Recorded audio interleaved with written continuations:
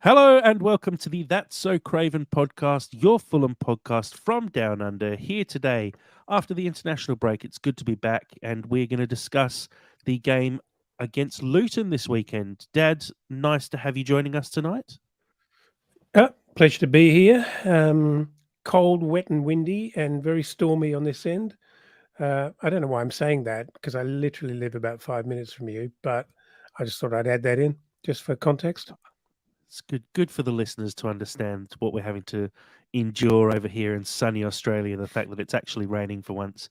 Um, yeah, apologies in advance if people hear the absolute racket in the background of a massive storm coming through. Apparently, there was a tornado not far from us earlier today. So, fingers crossed that doesn't happen again because my roof is made of paper. It sounds like, at least. Um, we it's just the two of us for now, but we will have Sammy joining us a bit later. And like I said, we're going to discuss the Luton game, but we're also going to discuss the Fulham women's team. We're looking to cover that more closely this year, and this will be the first podcast where we go into a bit of depth after their first 4 games of the season and look at how they're tracking so far. But Dad, let's just touch on Luton before we get into the women's, because I'll wait till Sammy joins us to talk a bit about Luton. But the game this weekend, As our expert on Luton or something. Is Sam our expert? I don't think Sam's an expert on anything, is he? But the game this weekend against Luton, a newly promoted side, you do look at these games and sort of go, this has to be 3 points. Considering we've had a pretty rough start having to play Arsenal and Man City, does it feel even more so like that this is a real important game for us to pick up maximum points from? Well, it's an interesting way of thinking about it, and I know what you mean, but that can't have been the Premier League's experience last year when we turned up as a newly promoted side, because I think from the outset we made a bit of a statement. Having said that, I don't see anything of the likes with Luton, and obviously lots of people talking about this is the true start of our season, and I'm hoping that is correct, because it would be nice to come up against some can I say modest opposition as opposed to some giants. I think that's fair. I mean, we never want to slander another team. Being a small club ourselves, you can't exactly expect us to um, come up against a team like Luton and call them small and say this is an easy win. But I mean, I'll skip ahead a couple of slides just to have a quick look at the current league table, because I think it does paint a bit of a picture for us. And we're sitting 13th, 4 games played. We've got a win, a draw, and 2 losses. The goal difference, I'm not too fussed about at the moment after the Man City game. That's always going to be a bit of a blowout. But if we look at the newly promoted sides, Sheffield United, Luton, and Burnley, between them, they've played 10 games and picked up 1 point with a combined goal difference of -18 so far. And Luton and Burnley have only played 3 games. Luton have -7, Burnley have -8. You mentioned the fact that the newly promoted teams last year actually put on a pretty good showing, and were pretty competitive throughout the whole season and finished off fairly comfortably between the 3 of us. Looking at, I mean, it is early doors, but do you think it's slightly different this year, and maybe there's a bit of a gap between the Premier League and these 3 newly promoted sides? Well, as tempting as it is to make an early call, you're always thinking, well, things can change and maybe we haven't seen enough. But I feel like maybe we have, and it feels like, well, I think we sort of know where Everton are, and it feels like Luton and Burnley have got it all before them, and obviously Sheffield United aren't setting the world ablaze at the moment. So I just suspect that it's going to be really tough for those 3. And in as much as we're not a big club by any means, if you look at those bottom 2 teams, perhaps, yeah, even those bottom 2 teams, We've been in and around the Premier League for the last few seasons. We've got, you know, a large number of players who have a lot of experience in the Premier League. So we should be able to manage ourselves pretty well, and we shouldn't be scrumming with these guys at all. It's a good point you make there as well that us and Bournemouth came up last year, and we had sort of jumped up and down between the Premier League and the Championship for a while. Nottingham Forest came in and just spent enough money to keep themselves up. But if you look at Sheffield United, Luton, and Burnley are the only side who really had a decent stint in the Premier League. I know Sheffield came up and down a few times. Luton haven't been in the Premier League for a very long time. But Burnley as well are playing a very different style of football to the old school Sean Dyche style Burnley that we sort of remember and associate with Burnley. So it just sort of seems like these sides are almost preparing themselves to go back down again, but being able to come straight back up, if that makes sense. They're almost preparing to be yo-yo clubs, and they're not overspending like Nottingham Forest did, like Fulham have done previously as well. It's almost like they're actually being very smart and going, right, we know that there's a bit of a gap here between us and the other 17 clubs in the Premier League. What we're going to do is not overcommit ourselves to trying to stay up this year, but get as close as we can without pushing the bar too far, so that if and when we do go back down, we can jump back up straight away, because we're going to have a bit of a gap on the rest of the Championship after, it's almost like a bit of a work in progress. One of the real features of English football is the promotion and relegation. There's no doubt about that. And I know when we look at, okay, Sam, I know when we talk about our own A League here in Australia, it really suffers from. Oh, I think any franchise that doesn't have a promotion and relegation, a healthy competition, is poorer for it.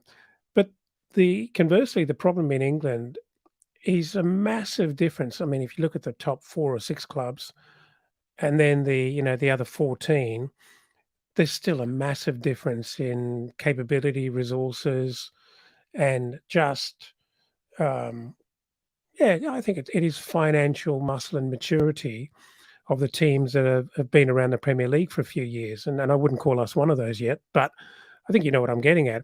And I wonder if obviously the FA are very aware of the difficulties that clubs have on coming up and stepping up to the Premier League. And look at Luton. I mean, they've got huge infrastructure costs associated with now, if you like, becoming compliant.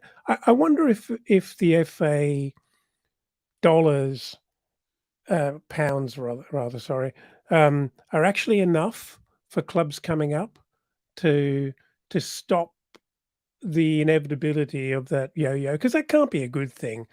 That you come up to the Premier League and you've come up because you deserve to. You've won your way through, and it's so much more than just being able to compete on the field to stay up there, and the gap is enormous. I wonder if more needs to be done. What are we talking about? Yeah, it's so like, I'm sorry. Hi everybody, but it's so fun coming in in the middle of one of Dad's rants. I have no idea what the question was, Jack. But I can guarantee it has absolutely nothing to do with what answer you gave. I thought you raised some interesting points, though. I want to build off of them. Well, but okay. What are you going on about? So I reckon the way forward is what we do is we blank our eyes and pull our headphones out for 5 minutes, and then we randomly just step back into the conversation to see if we can add something or work out what the hell is going on. You know what? I was gonna say, Sammy, the question was actually, Dad, how was your dinner tonight? And we somehow ended up talking about it. Got pretty out of hand. Not true. That's not true. Again, there were some great subject matters in there. I am excited for this podcast now. But what are you going on about? It's so good. So happy to be You here. can listen back tomorrow. Wait, so are we talking about relegation and the lower leagues? Because I got thoughts on this. Jack, what was the original question that you posed today? It doesn't How was matter. your day? Yeah. No, genuinely, we were just talking about the gap between this year's promoted 3 and last year's promoted 3, effectively, because this last year the promoted teams actually challenged really well. And I know it's early season, but what I basically said was, if you look at Sheffield United, Luton, and Burnley having picked up 1 point combined in their 10 games they've played so far, and with a goal difference of -18, it's looking pretty dire for them. But I was saying maybe these clubs are actually building for the future and not expecting as much to stay in the league this year, because they haven't spent on the same level that Nottingham Forest, even Fulham did last year. And just wondering if seems to be a bit of a difference this year to last year. I mean, like we've been saying it for like a while. I mean, there's got to be a huge disparity as well of jumping from the Championship to the Premier League for this season. I know that the quality gap is significant, and like the quality of the Championship is high. But I mean, we've been talking about this for quite a while. I feel the Premier League's a whole other kettle of fish now, and for clubs like Luton especially, Burnley's a little bit different because Jack, you could probably correct me on this, but under Vincent Company, they've kind of become a lot more dynamic and a lot like an actual Premier League team as far as everything that I've heard about them. I mean, obviously they got pumped by City when they first came up, but yeah, the Luton. I think the jury's out on that. Well, look, I don't think Burnley's bad, and I don't think Sheffield United's bad, but I do think that Luton are very much a Championship team, whereas Burnley and Sheffield are a team that went down and have come back up. Does that kind of make sense? Sure. It does. I think this Burnley side are getting found out a little bit this year.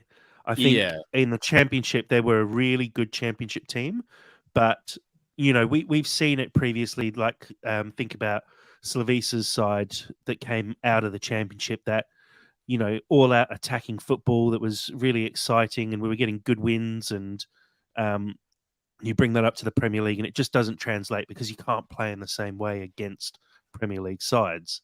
And I think Burnley are probably finding that to be a bit of an issue so far. But again, it's really hard to say. We're really early season here, so I think making judgments is always tough. And this game stinks of a stumbling block. It stinks of an upset. It's one where you go in early season, look at it, and go, "This should be 3 points for Fulham," but it's got that little voice in the back of my head going, "Oh, it's a 1-0 Luton win somehow." To carry on as well, I do but like I think Jack potentially does have something on there. I was listening to a really good, I think it was an Athletic podcast, and they were talking about the It was lower Tifo, let's league. be honest. It might have actually been. It probably was, to be perfectly honest. But they were talking about how like when you go from it's quite common where if you're in League 2 and then you get promoted to League 1, you typically also get promoted to the Championship, because it's largely based on your quality of management behind the actual team. Because good management can actually skyrocket you very, very highly. And I think Luton is actually a case of good management within their parameters, more so than Burnley and Sheffield United. And as we've established before, Fulham has a bit of a management problem right now. So is it fair to say that Luton's probably a little bit more harmonious than Fulham is right now? Possibly. Yeah, it's hard to say. We really sort of coming into this game a little bit blind in the fact that all the players went off to international duty. We did see, I don't know if you guys picked it, but Zhao changed his profile picture back to Fulham. It sounds so ridiculous and so childish to be making comments on the fact that a player changed his profile picture. literally sounds like MySpace talk from 15 years ago. But Changes top friends. But again, it is one of those things where, maybe he did have a little bit of a dummy spit. We know he was really upset afterwards. He's changed his profile picture back to him in a Fulham shirt. Maybe there is a little bit of something there to say, he has reconciled and at least he's back on track. And if he goes in January, he goes in January. But at least, hopefully, he's going to put his professional hat on and get the job done, which is all we can ask for, really. Look, I want to come back to Luton, but while I know Dad has to go fairly soon, so while I do have all of us here, I do want to touch on the Fulham women's team because Yes. we've been trying to cover it pretty much all season. I've been trying to contact the Fulham media team to get a little bit of extra access because we've been able to chat to some of the players through Twitter and through some other socials. And we'd love to follow the women a little bit closer this year, but finding it quite tough, obviously, being on the other side of the planet. So a little reach out, I guess, to anyone who is listening who regularly attends the Fulham women's games. If you'd like to help get involved and filter through some match reports to us or even a little feature on the podcast every couple of weeks or so, we'd really appreciate it. But what we will do is we'll cover off on the recent results. So the league season has started. We are 4 games into the season, and I guess the big one that I want to cover is the massive result on the weekend on Sunday. I think I got the date wrong there, actually, but the game against Ebbsfleet, a 4-2 victory.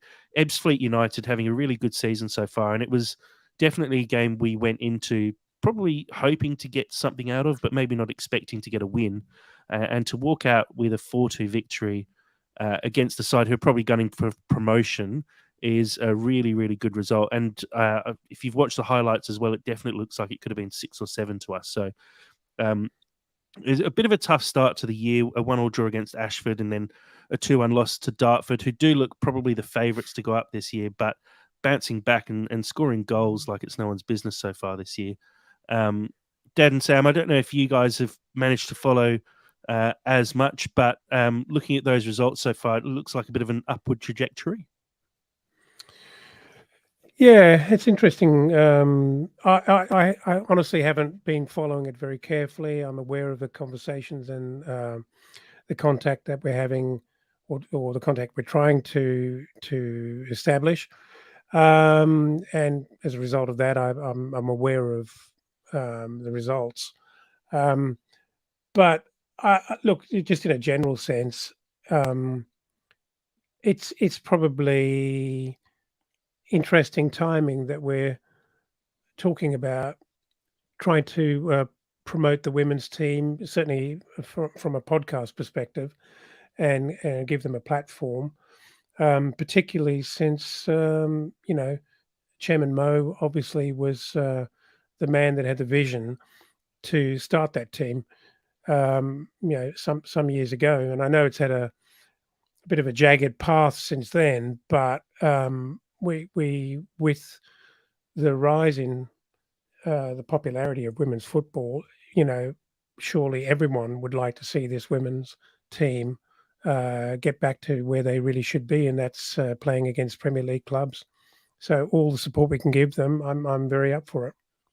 Yeah, I mean, echoing that as well. Like, if we're in a position where we can score 6 goals, 4 goals a game, incredibly promising. I mean, it doesn't necessarily have to be the strongest start. It just kind of goes back to how well you can actually play an entire season. And again, like, if we can be in a position to shed more attention to like the women's side, I think that's awesome. I think that's so important because I remember like before we copped a bit of flack, or I'm not sure if you guys saw it, but we definitely copped some flack for discussing the Matildas playing in the World Cup. But you know what? We brought attention to it. And if we can bring attention to this, that's awesome. I'm super behind it. And yeah. Sure. Yeah, well, I wasn't aware that we did cop flack, but on TikTok, somebody was like, "Why are you spending the first 10 minutes of the podcast talking about the women's game?" I'm like, because it's important.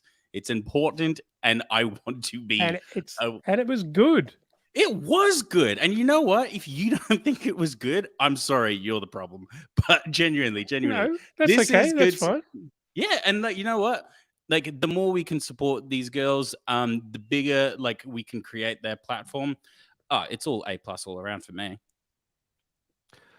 I fully agree, and I'm fortunate enough, I guess, to be able to interact with a couple of the girls through Twitter and be able to chat with them, and it's such a good group so far. And the biggest thing the sort of message that I've got from the first couple of fixtures is confidence is just sky high.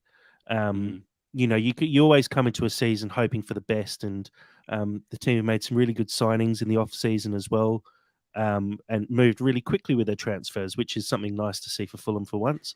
Um, but the confidence is just brimming at the moment. You score 6 goals against any side, it's always going to be a massive confidence boost. But then to go in against Ebbsfleet, who would have been favourites for that game, hoping that you get something out of it, and to dominate in the way that we did is just so promising. And if we have a quick look at the league table as well, we can see Fulham sitting right up there. Dartford, as I said, Awesome. the only team we've lost to so far this year, sitting fairly comfortably on top, and probably going to be the favourites to take that promotion spot. But the fact that we are sitting so well so far, and early in the season as well, having played Ebbsfleet, who up until they played us were unbeaten, and also had a goal difference of +10 from just their 2 games as well. So they're a high scoring side, and we kept them just to 2 goals. Is a really good result. And it's all about just keeping the pressure on Dartford for the rest of the season, and really pushing for those promotion spots. I got one more slide here as well, just to look at some of our top goal scorers this year. Well, in fact, all of our goal scorers this year. Sophie Manzi, top goal scorer with 3 goals so far, but great contributions from Sasha Adamson, Tia Foreman, and Georgia Heisman as well, all with 2 goals. Edie Bushell, Lily Lambert, and Megali Mendez as well, all with 1 goal this season. So it's a really good start to the year from the girls. They're pushing for promotion, which I think, having finished 3rd last year is probably the aim this year, is to take it one Mm. step further. And all we can do is just get behind them as much as possible. Try and get those attendances up at games. I saw that this year we're offering women's season tickets at Motspur Park, which I think is a really good initiative. And look, I hope our chat about this at least maybe pushes a few extra people to say, yeah, let's get down to the games and support Fulham in every way possible. Totally. Well said. Completely. So look, like I said, we're going to try and promote the women's team a little bit more throughout the year. We'll try and look at the under-21s as well if we can at some point. Like I said, we're going to try and also get in touch with the club and see if they can help us out and give us some access behind the scenes. Been chatting, like I said, to some of the players, and hopefully get them to feature on the podcast at some point during the season. And also try and get some of the highlights. But if you follow us on Twitter, you will see that we do share all of the match results, and we share the highlights as well. So do make sure you support every aspect of Fulham. They pull on the shirt just the same as everyone else at the club does. So we should really try and get behind them as much as possible, and shed some light on Fulham women's trip up through the leagues, hopefully all the way to the Premier League eventually. Love it. Guys, let's jump back to this Luton game. Just for all of our international listeners, I'll share a slide here on our live stream, which shows a few of the different time zones that the game will be played in this weekend against Luton. Just picking a couple of those: a 7 a.m. kickoff in LA, 10 a.m. in New York, 10 p.m. over here in Perth and Hong Kong, a midnight kickoff in Sydney. That's a 3 p.m. kickoff in London. So do make sure you tune in and get down to the game as well if you can. And let's look at some of the recent form. So Fulham, as we know, a bit of a blip last game. But Sammy, how much can you really look into a loss like that against a team like Man City? Look, I'll be honest. I had a little bit of burnout following the Man City game. It wasn't just the Man City game; it was everything that was leading up to it. I genuinely kind of switched off my football brain for probably about I'm gonna say honestly a solid week. I didn't listen to Tifo, didn't listen to anybody else. I just Nose kind of is growing. no, honestly, I was like, I am, and I was talking to my friend about it, who's a Manchester United fan, and I mean, can you imagine what he's having to deal with as well? And we both just collectively just went, okay, we need to genuinely just take a breather. And you know what? I lie. I did lie because I listened to Tim Ream's podcast, and Tim Ream's podcast made me happy again. Because Tim Ream's podcast is just a very warm, nice listen, and he's a very, very positive man, just living his American way. And also, as well, that gave me confidence that, you know what, management might be all up in the air and everything's kind of going crazy a little bit.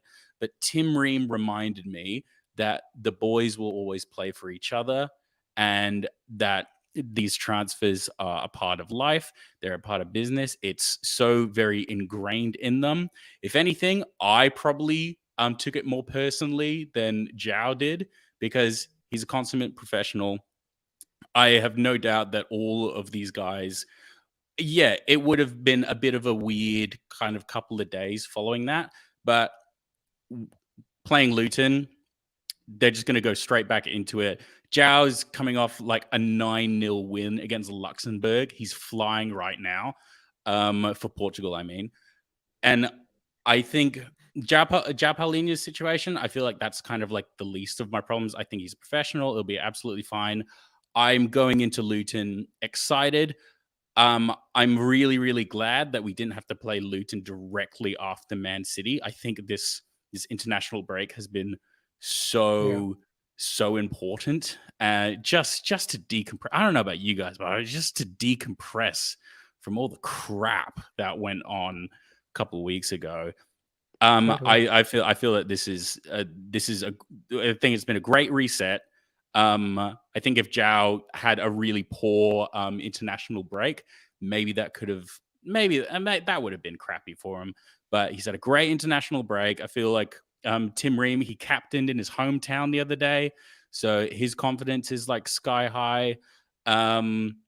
Yeah, I'm just back to positivity. I'm back to positivity of talking about Fulham. Like how good is that? How good is that? You know, That's What what was the we want, question, sir? Sammy. That's I don't care. yeah. It's how was your morning? Dad, same question to you if you can remember what it was. My morning was Genuinely great, though, thanks. yeah, genuinely though, the the Man City game, it does look like a bit of a black mark against our names, losing 5-1.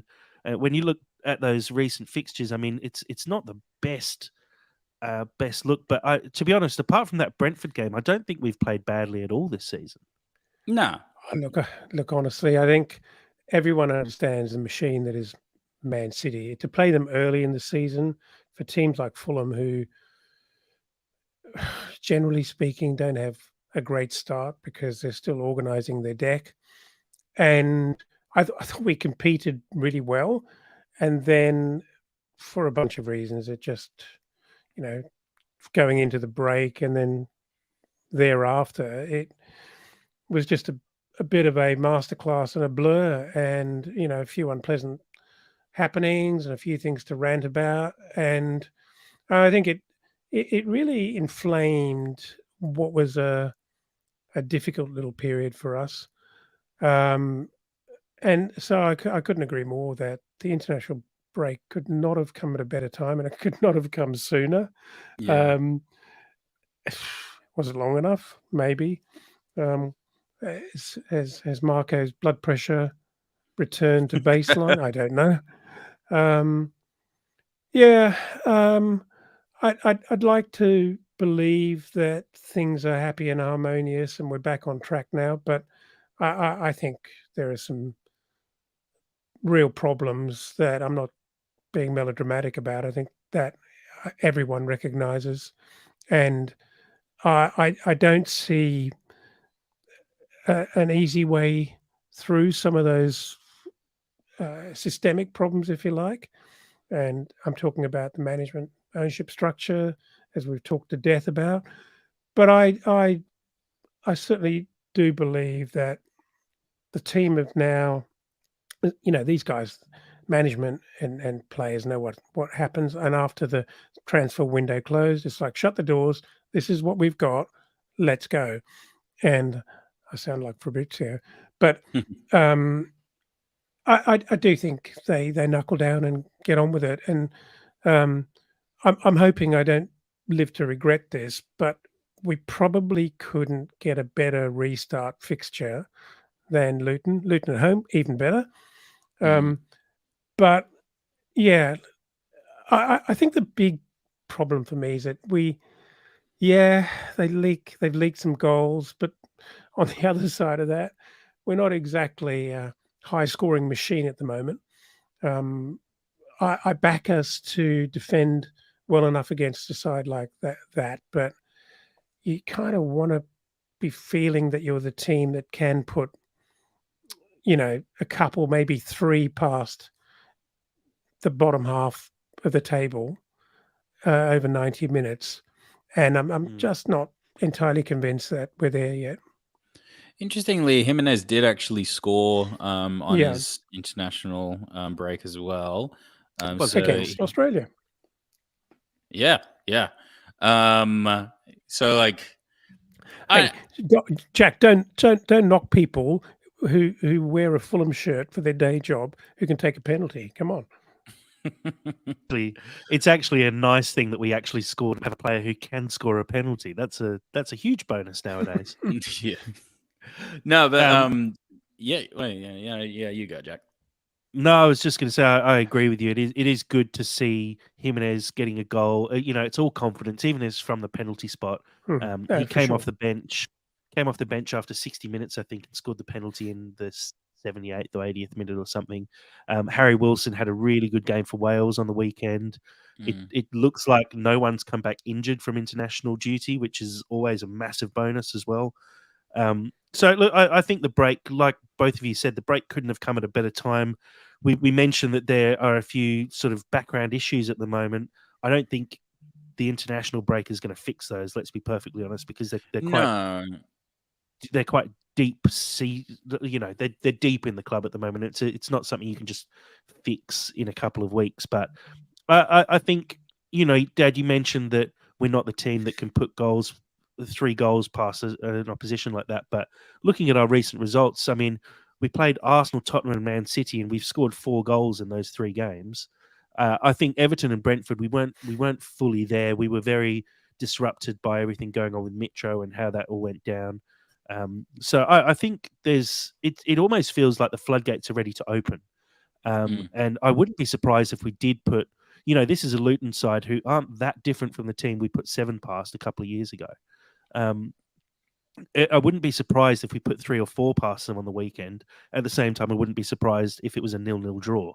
But it does feel like a game where Fulham are building something at the moment. It could be that little moment that everything just clicks and we see Jimenez pick up his first goal. We see maybe Adama have a really good game for the first time for the club, and we see some things actually happening. One thing as well is that I'm just I mean, I've said it a lot, but I'm just so glad that the transfer window is just fully over. This is our squad now. These are the guys who are going to be playing a lot, like almost. I mean, Zhao's probably going to be leaving like around about January, but for the time being, this is our squad. These are our guys, and so we can actually knuckle down, as you said. Yeah, all that speculation, that's out the window now. We can actually focus properly and just start working on this team. And yeah, Luton, I don't want to say Luton's such a good like game to like do that, because that sounds like a slight on Luton, and I totally agree with you, Jack. It could be 4-0 or it could be 0-0, and you know what, God forbid Luton score early on us. That could be catastrophic for our confidence. But at least now we are in the position to go forward with the rest of the season. Like it's just forward now for me. Like, and that's so important, because this has just been such an annoying start to the season. It's been so, as you said, it's been so disrupted, so annoying. It's just felt that anytime we were kind of like actually like we had the win against Everton, then we had all the Mitrovic stuff, and then that impacted on Brentford. We had draw against Arsenal, beat Tottenham, and then all the Jalpalini stuff. And like now at least we just straight, and it's so important. Yeah, 100% agree. Let's have a look at Luton's recent form. they've only had the 4 games so far this season. Their only win so far coming in the Carabao Cup against Gillingham, a 3-2 victory, not exactly the most classic of wins for them. 4-1 loss against Brighton, 3-0 loss against Chelsea, 2-1 loss against West Ham. There does seem to be some sort of improvement there, although I'd say the quality of the opposition is probably lessened as the season's gone on for them so far. Dad, are you expecting Luton to maybe bounce back against Fulham, and maybe they're looking at this as an opportunity and going, this is the game where we can actually pick up our first points of the year? Look, do you? I don't think. I don't. I find it difficult to believe that Luton would look at Fulham and think this is an easy beat.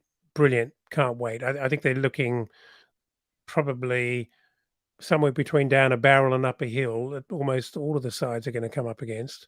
And whilst we're not a top 4 club, I don't think they're going to be thinking this is an easy win and points for them. Yeah, look, I mean, I don't know. That kind of makes me nervous. I don't disagree with you that this could be plenty of goals against a weaker side, or it could be 0-0. But that's a kind of a worrying concern. It probably says more about us than it says about Luton, that we can't even call that. But yeah, look, I think I'm sure the preparation for this will be to try and get, whoever plays up front, and I'm sure it will be Jimenez, to just play with freedom and with confidence and just to try things and to go for it. I mean, what the hell can he lose against this Luton side? He's just got to try it, and if he keeps up his work rate, something has got to break for him. It just has to. I mean, you can already see it, though. I feel that genuinely Jimenez is just a matter of time. I mean, if you compare how he was playing in his last season at Wolves versus now, it's really night and day. And I feel that, like, with like certain players, you can really see in like their movement. They just move in a certain way that kind of like even when Messi, say for example, isn't necessarily playing at his best at somewhere like PSG, they still look incredible, and their positioning, their movement is still ace, and then everything else is just kind of like in their head. I feel like he's getting there, and I do believe he will come good. My bigger concern is if he gets injured. I don't know what happens then. Yeah, look, it's definitely a game, like we've all sort of said. It feels like this could be a turning point for us, where it can literally go either way. It feels like a fork in the road. We're either going to blaze away, players are going to get the goals that give them the confidence to go on, and we potentially go on a little run, because our fixtures after this are, I wouldn't say easy, but it's definitely one of these little periods in the season where we've got a run of a couple of fixtures where we could pick up a decent number of points and sort of set ourselves up for the first half of the year at least. Or it's one of those games where everything sort of falls flat and falls into a bit of a heap. And if that's the case, I would put that down to, potential issues in the back room where we don't really see what's going on, but it's affecting the whole culture of the side. And, we talked so much about how the culture last year was so positive, and everything seemed to be vibing off that almost. And maybe this season, well, I hope not, but it's possible that that some of that started to break down a little bit, and I'm hoping that we can sort of protect that and get it back a little bit. And I think, like we've said a couple of times, this international break came at a really, not just a good time, but a really important time for us, with that transfer window closing and a few issues in the background going on. I think it's a really important time for us to all just take a bit of a break and calm down. I mean, why are you laughing? Well, spare a thought. We were all looking for a break in proceedings when the international break came along. Spare a thought for Tony Khan. He must have been rejoicing when the spotlight dimmed and went elsewhere, right? I don't want to talk about Tony Khan right now. I've just come down from like that level of rage. I'm not giving him the time of day. Let's look a little bit, and there's one player I want to just focus on a little bit at Luton, and that is the ex-Fulham forward Cauley Woodrow, who played in the Premier League for Fulham 10 years ago, which is kind of crazy to think about because he still feels like a kid to me, but I guess he's not. He's only a year. He's in his 30s now. No, he's 29. But 10 years ago, made 6 appearances for Fulham and scored 1 goal in the Premier League. And I think that was the season we went down 13-14. But he's back in the Premier League again, playing with Luton. He's played 2 games this year, yet to score a goal for Luton so far. But could it be one of those moments where an ex-player comes back to bite you in the arse and scores a goal at Craven Cottage 10 years after doing so the last time? Nah. I feel like that was a very different Fulham, and I'm sure he's a very different person. At least I hope he is. As much as we all would like to be a different person from when we were 19 to 10 years on. Yeah, I don't really think it has a massive amount of weight. Maybe it has like a small little bucket list tick thing for himself, but I'm not too worried about his revenge, for lack of a better word. I think perhaps Jack is thinking more in terms of just how annoying that would feel that yet another, Fulham youth player actually leaves a little mark on us that it could have been ours.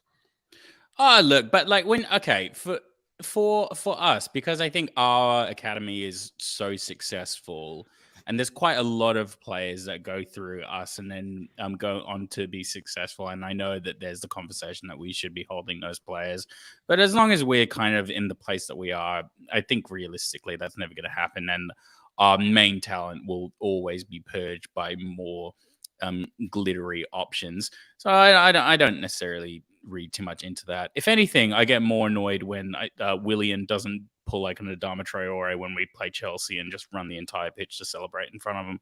But yeah, say la vie. You mean Adebayor there, but close. Oh, sorry. Yeah, no, of course, yeah.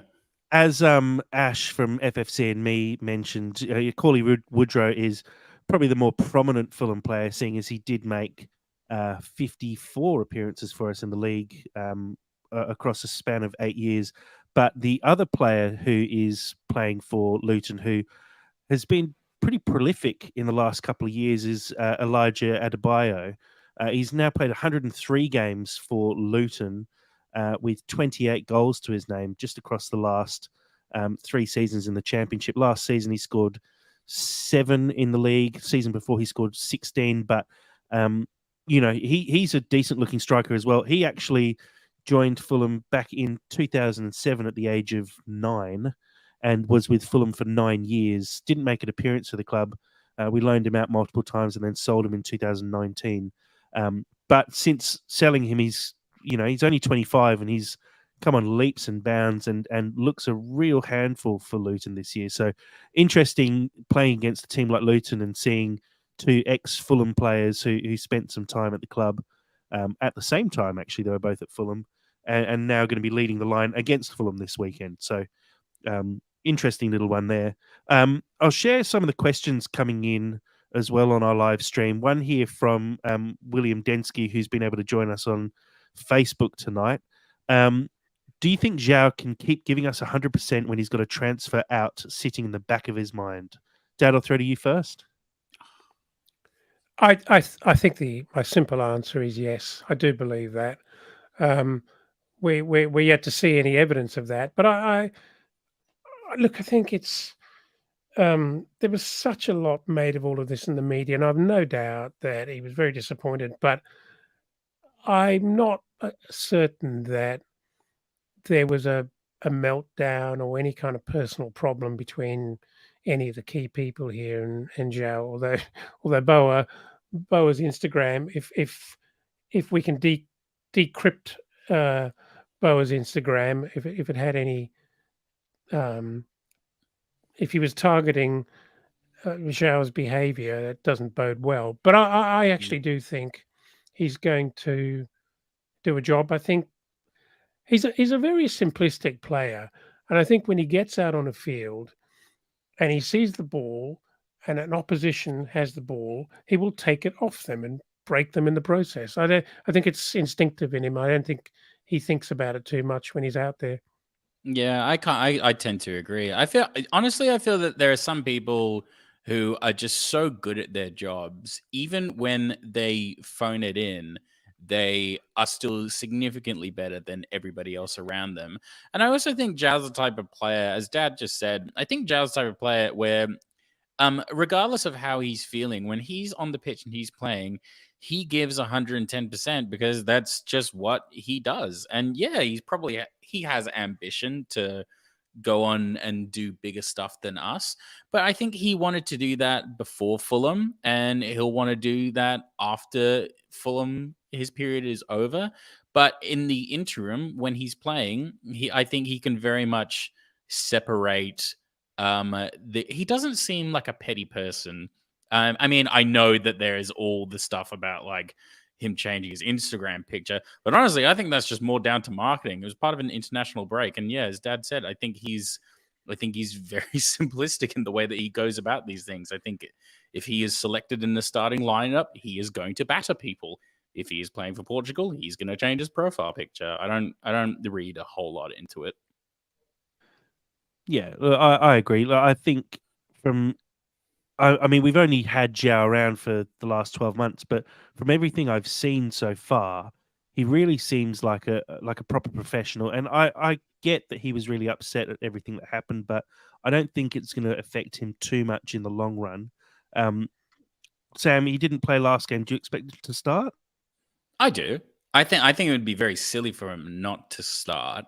I mean, regardless of how he's feeling and all that sort of stuff. And I know there will be some sympathies in the camp towards him, or at least there should be, especially on like Silva's end.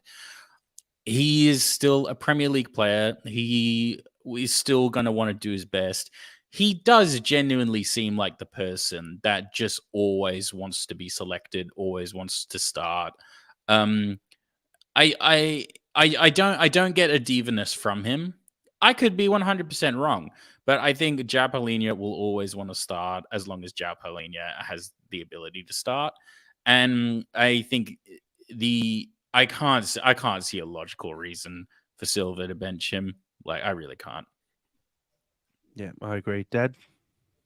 Oh, impossible for me to envision that he doesn't start. If he doesn't start and he hasn't come back with an injury and he's been away for a couple of weeks, there's something deeply wrong that we don't know about. And I just don't believe that's going to be true. Yeah. I mean, like, he played with a cast the entire of last season. Even if he has a niggling injury, he's made of concrete. He's made of concrete and protein. That is what João Palhinha is made out of. And paella. Paella. Sam with the little racial twist at the end there. Good job, Sammy. I like paella. Guys, okay. I'm not going to dig any deeper into that comment. Guys, what I will do before this game, I will ask for your predictions. We all predicted a draw against Man City in varying amounts, 1-1, 2-1, and 3-1. Sammy, I'll start with you. Your prediction for this game, what's the score going to be? A conservative 1-0 to us. I like that. I assumed you meant that. Dad? I really want to say 3-0 to Fulham. Because I'm big on threes at the moment, you know. You love a 3.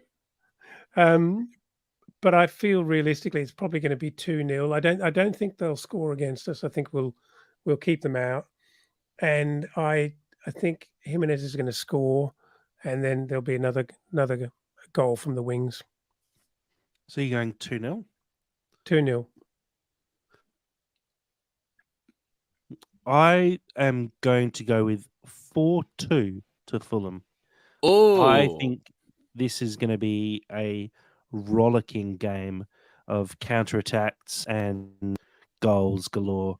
I fully expect us to come out on the front foot and score 2 fairly early, go 3-0 up, then concede one. They maybe pull another one back, and then we pinch one while they're trying to attack too hard. I just see goals in this one for both teams. I think Luton will probably throw the kitchen sink at us a little more than they have the other sides, because based on what we've seen from them so far, they kind of have nothing to lose in some of these games. And so I think this one's going to be very open, and I'm expecting goals. But I do think Fulham are going to come away with the 3 points here. I honestly think it's going to be a really boring game. I like what you've said in concept, and I like the storyline of that. You know me, I love a narrative. But honestly, I think this game is literally going to be Fulham playing conservatively and maybe like just getting back into it, and Luton essentially coming at us. But I think we'll have the competitive edge on them, because I think man for man, we're a better squad.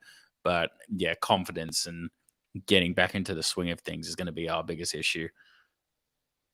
I can't see us doing 4 goals. I really can't. I mean, I'd love we put it. 7 past them before, so why not? Yeah, it's true. It is true. No, I think it's just going to be open. But I agree. I think it's possible, Sammy, that both teams will not want to lose this one so badly that there might be a bit of parking the bus happening. And so we might see a little bit more defensive work from both sides. And maybe it does turn into a bit of a slugfest in who can break each other down quickest. It's either going to be that or an incredibly open game. I don't think it's going to be a game full of half chances and missed opportunities. I think goals are going to be scored, or both teams are going to shut up shop. So I'm excited to watch this one this weekend, especially after an international break. I think everyone's always champing at the bit for just give me football. Let's get back into it again, because honestly, international breaks nowadays just feel so drab, and they just drag. And I'm just glad we're back to being able to watch Fulham play, and I'm glad we're not having to play against Man City this weekend, because it's nice to go into a game thinking you might actually win, and this is one of those games. So, look, guys, I think we can probably wrap it up there. One thing I will say as well, we covered that we're playing against Luton this weekend. I'll just mention as well that the Fulham ladies are away to Saltdean United this Sunday as well. Hopefully they can get a win on the road and back up that really good home form we've had recently. So good luck to both teams this weekend. Sammy, thank you for joining us tonight. Thank you. Thank you for allowing me to have a shower. This was a poorly managed rostering for the podcast, but you know what? I feel that we've come away with some good stuff here. I'm happy. And Benson said they wanted to start listening to this. So Benson, if you're listening, congratulations for getting this far. I was going to say that's a better shout out this time after 52 minutes than the last shout out you did after an hour and 47 to your friend from work. So yeah, fingers crossed Benson's actually listening in. Well done. Thank you for listening, Benson. And Dad, thank you for listening. I've just heard the rain starting on my roof again, so I reckon your caravan work's all finished up for the night. It is. Got a communique halfway through, and thought I'd treat you to the rest of my presents. So there you go. Is it worth mentioning for those who are not aware but may have an interest when the Fulham ladies are playing, Jack? You didn't hear me do that just before when I said they play Saltdean on Sunday? Wow, Dad, it's all about exposure. It's all about exposure, you know? Yeah. Do we have to convince you as well? I did hear Saltdean. I didn't hear Sunday, but it may have been the rain on your skinny roof. Yeah, I know, fair call. No, I'll just confirm that. So it's a 2:30 p.m. local time kickoff against Saltdean. That's on Sunday, the 17th of September, and that's at Hill Park, wherever on earth that is. I'm sure there. Hopefully, there's some more information out there. I'll try and find a link to that. But yeah, against Saltdean, who, if we have a quick look at the table, we can see that Saltdean are actually sitting in second place. So it'll be a pretty good game against a good side playing away from home. They're unbeaten this season, one of only 2 teams this year to be unbeaten. And then the week after is a game at Motspur Park against Millwall Lionesses as well. So a couple of good games coming up before our FA Cup run starts in October against Stenning Town, which I think only recently got drawn. So, yeah, definitely, if you are based over in England, please do get down to support the women. It's not expensive to get down and buy tickets to the home games or the away games as well. And to be able to be right up close to watch these girls play is definitely worth doing. Having a quick look at the game against Millwall, tickets at Motspur Park anywhere from £1 to £5. So it's an absolute bargain. If you've got kids especially, you should definitely take them down. Go to Motspur Park and watch a game live. It's definitely worth getting down and supporting the women. Did you see how I did Thank that? you for that little prompt there, Dad. Good job. Did you see how I did that? I brought it back. You're welcome, girls. Good job. Anyway, guys, let's wrap it up there. Thank you again for getting involved tonight. I know completely my fault for single parenting all by myself, doing a really good job and delaying the podcast until the very last moment. So thanks for being flexible and getting online. It's been good to chat through this one, and looking forward to chatting during the game with both of you. Sammy, you'll probably be out drinking somewhere on Saturday night. I am drinking on Saturday. Oh, because I'm going to a house party with Benson. That's why they're here. Actually, So yeah, I'm out as well. Actually, you guys I'm are out. useless. Oh no, because what's going to happen is I am definitely going to get bored at some point, and then the phone is going to come out, and then Paris is going to judge me, and that's just how we roll, baby. Well, we've got one of Mum's friends over from Paris, and so that's actually pretty good because I'll just be sitting in the corner on my phone, and they'll be talking about old times, and I'll be able to watch the game. So and we just just pop doing up. You can nip off to the toilet a few Yeah. times and just disappear for half an hour, 45 minutes at a time. Come back and go, Yeah. oh, geez, my guts. That's, yeah. Oh, no, I'm going to have to go back in again. Yep. Anyway, we're looking forward to covering this one afterwards. After, Sam, you've hungoverly watched the highlights of the game, we can actually talk about this one. So thank you again, guys, for joining us. And thank you to everyone who's joined in on the live stream. Thank you to the FFC Women's players who've reached out on social media and interacted with us. We really appreciate it as well, giving us a bit of an insight into what's going on behind the scenes. And please do like, subscribe, share, all that stuff. It really does make a difference. We're pushing 1,000 people on our Twitter now as well, which is great. So love to jump past that mark. Dad's having a good laugh at that after we were joking about me. I was sitting in my blue light before and saying, feel like one of those YouTubers who's always saying like and subscribe and make sure you smash that like button. So thanks, everyone. But no, we really do appreciate Are we all the support, sponsored by guys. Squarespace yet?